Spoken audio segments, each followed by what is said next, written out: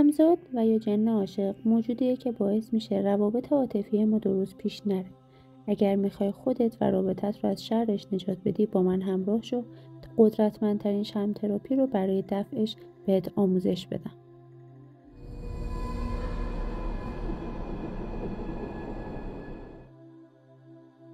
برای انجام مراسم شم تراپی قبلش حتما باید گیاهان مقدس و کریستال هایی که قرار ازشون استفاده بکنیم رو تطهیر کنیم و با انرژی خودمون همراستا کنیم. برای این کار اونها رو داخل یک کاسه چوبی یا کاسه شیشه‌ای بدون طرح میریزیم و در کنارش 2 تا شمع سفید رنگ که از قبل اونها رو شارژ کردیم قرار میدیم. تمام مدت باید روی نیتمون تمرکز کنیم و محیط رو با اسماج یا اسپند یا عود تطهیر کنیم و با نیت خودمون همراستا کنیم. تمام مدت باید روی نیتتون تمرکز داشته باشین و به گیاهان و کریستال ها مأموریتی که باید انجام بدن رو یادآوری کنید. برای انجام این شم تراپی مثل آموزش‌های قبلی که بهتون یاد دادم نیاز به محرابی داریم که با گل‌های طبیعی باید حتما تزیین شده باشه.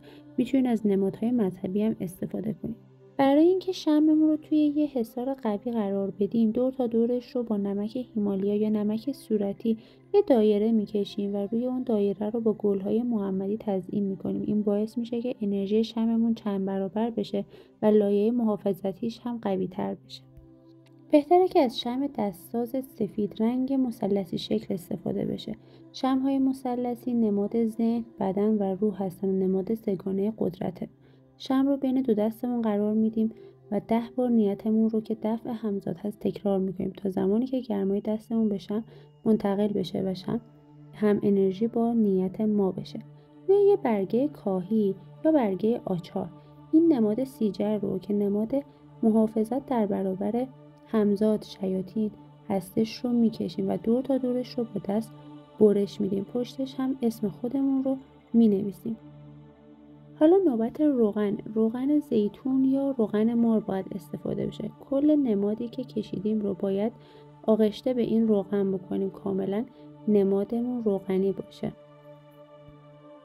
حالا نوبت میرسه به این که نمادمون رو روی شمعمون با یه شیء نوک‌تیز مثل سوزن یا خلال دندون حک کنیم. بعد از اینکه نماد رو عیناً روی شمعمون حک کردیم، زیرش اسم شخصی که میخوایم براش مراسم رو انجام بدیم به علاوه اسم مادرش رو هم حک میکنیم.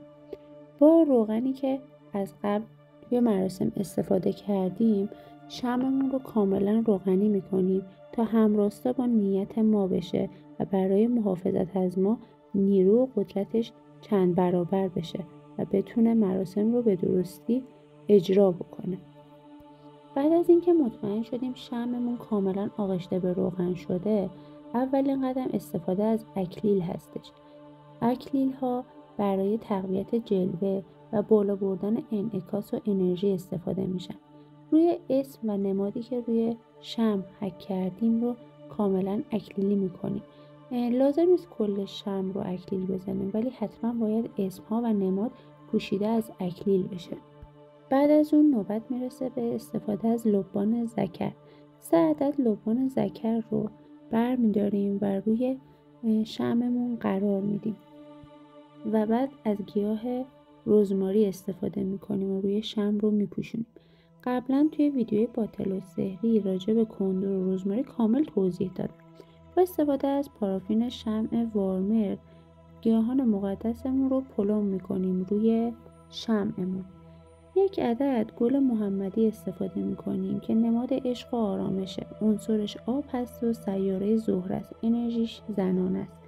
برای دفع وابستگی هایی که ناخواسته هستن به کار میره و انرژی لطیف و مهربانی داره. اما واسه این مراسم بیشتر واسه دفع وابستگی ها استفاده میشه و انرژی رو انرژی ملایمی میکنه. برای انجام این مراسم نیاز داریم به پوست تخم مرغ خشک شده که اون رو از قبل پاکسازیش کردیم. با هاون چوبی یا سنگی میکوبیمش و باید در نظر داشته باشین که پوست تخم مرغ کارکرد دفع انرژی داره. لایه حفاظتی برای ما ایجاد میکنه. عنصرش خاک هستش و مرتبط به سیاره ماهه. پوست تخم مرغ به خاطر خاصیت جذب و حفظ انرژی بالایی که داره استفاده میشه و از همون محافظت میکنه. مثل قبل روی شمعمون رو توسط پوست تخم مرغی که کوبیدیم و ریزش کردیم کامل پلم میکنیم و در مرحله آخر یه بار دیگه روی شمعمون رو کامل اکلیل میریزیم. اکلیل باعث درخشان‌تر شدن شمعمون توی کائنات میشه. بعد از اینکه شمعمون رو کاملا آماده کردیم، نوبت میرسه به روشن کردن عود صندل. تمام طول مراسم باید دقت داشته باشیم برای اینکه محیطمون رو تطهیر نگه داریم و از ورود انرژی‌های منفی جلوگیری کنیم و قدرت شمع تراپیمون رو بالا ببریم. باید عود روشن باشه. پس اگر عود تموم شد، عود بعدی رو حتما باید روشن بکنید. دقت کنید که تمام مراسم‌های شمع تراپی باید توسط کبریت روشن بشن. به هیچ عنوان نباید از فندک استفاده بکنیم برای شمع‌های جادوییتون. حالا نیاز داریم به 3 عدد میخک. میخک باعث میشه که لایه حفاظتیمون قوی تر بشه. توسط انبر یه میخک رو در کنار شعله یا روی شعله قرار میدیم جوری که باعث نشه شمعمون خاموش بشه.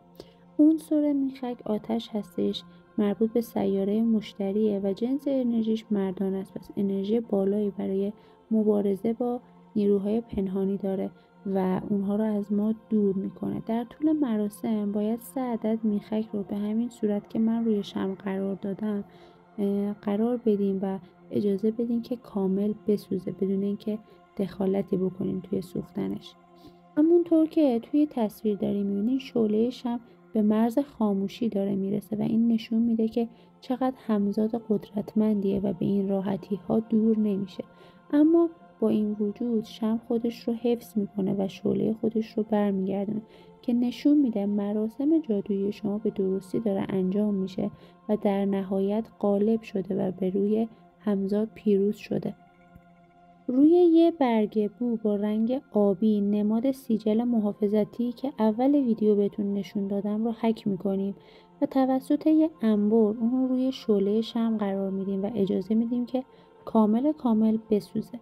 بعد از اینکه تبدیل به خاکستر شد اون رو کنار شمعمون میذاریم و تا آخر مراسم باید همونجا بمونه. یه برگ بوی دیگه هم باید برداریم و اسم شخصی که قراره این مراسم براش انجام بشه رو بنویسیم و اون رو هم روی شعله شمع میگیریم و اجازه میدیم که کامل بسوزه.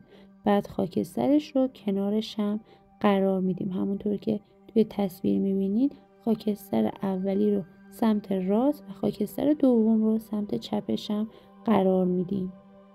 بادیان ستاره یکی دیگه از گیاهان مقدسی هستش که ویژگی پاک کنندگی و محافظتی داره و انرژی های منفی رو از بین میبره. اون رو روی شعله شمع قرار میدیم و اجازه میدیم که تا انتها بسوزه. عنصر بادیان ستاره هوا هستش، مرتبط با سیاره مشتریه و جنس انرژی اون مردان است. این گیاه باعث میشه که تقویت دید درونی بالا بره و در برابر موجودات ناپیدا از ما محافظت میکنه. این شمع تراپی رو میتونید تا 7 مرتبه هم تکرار کنین. روزهای پنجشنبه برای انجام این مراسم عالیه. دعاهای مناسب این شمع تراپی اگر مسلمان باشین سوره جن و سوره محمد هستش که 40 مرتبه باید تکرار بشه و اگر جزء ادیان و مذاهب دیگه هستین از دعاهای توصیه شده در این رابطه میتونین استفاده بکنین که قدرت شمعتون بیشتر بشه. شمع‌های جادویی رو به هیچ عنوان نباید خاموش کنید و باید اجازه بدین که مراسم تکمیل بشه. پس بهتره توی یه محیط امن اونها رو روشن بکنید. بعد از اینکه مراسمتون تموم شد، پارافین باقی مونده رو زیر شیر آب بگیریم، مقداری نمک روش بپاشین و سریعا از محل زندگی خودتون دور بکنید. جرقه زدنش هم نشونه حضور همزاده که شمع داره توی دنیای نامرئی باهاش مبارزه میکنه و میخواد اون رو از سمت شما دور کنه. کمسو شدن نورش هم نشون دهنده اینه که این مراسم نیاز به تمدید و تکرار داره.